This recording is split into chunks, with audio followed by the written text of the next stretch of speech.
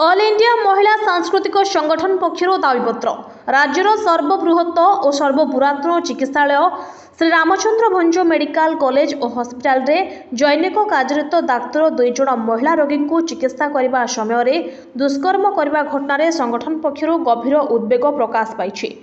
एही विभत्स घटना संपृक्त डाक्तरों विचार फास्ट ट्रैक कोर्ट रे करी तांको दृष्टांतमूलक शास्ति देबा और समग्र राज्य में महिला और छात्र छात्री मानक निरापत्ता को सुनिश्चित करने और पीड़िता को उपयुक्त क्षतिपूरण देवा दाबी में ऑल इंडिया महिला सांस्कृतिक संगठन कटक जिला कमिटी उद्योग कटक जिलापाल जरिया मुख्यमंत्री को दाबीपत्र दी जायछि। एही कार्यक्रम में जिला सभापति कमरेड मालविका सामल, संपादिका स्वाधीन बेहेरा, सिप्रा महांती, सुजाता महापात्र, शुभास्मिता दलाई, मानसी राउत प्रमुख नेतृत्व नहीं।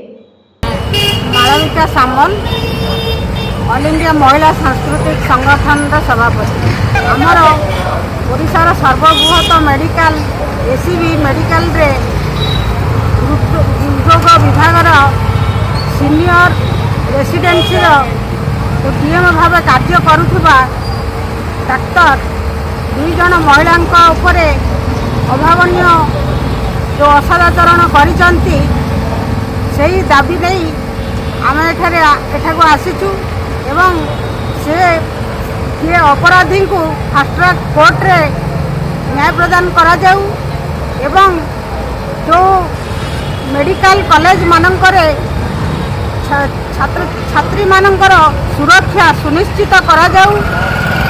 जो महिला जनक पीड़ित होती से क्षतिपूरण जोगाई दि जाऊ एवं यही घटना जो मैंने घटाई दृष्टांतमूलक शास्ति दि जाऊ।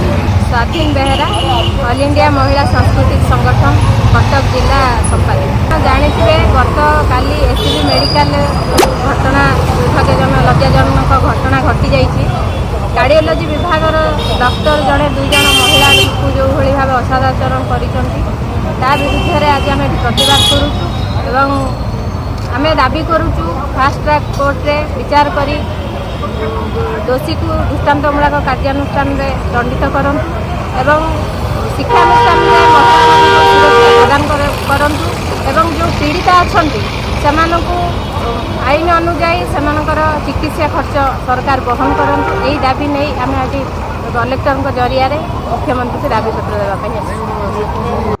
कटकरू पद्मलोचन मिश्र रिपोर्ट NTV।